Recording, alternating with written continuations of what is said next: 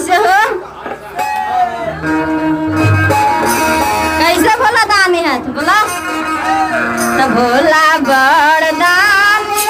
भोला बड़दानी भोला बड़दानी भोला बड़दानी ताने हमारा पदाया दिहन तब जानी ताने हमारा पदाया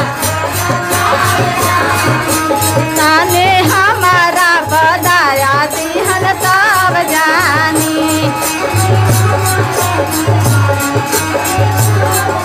भोला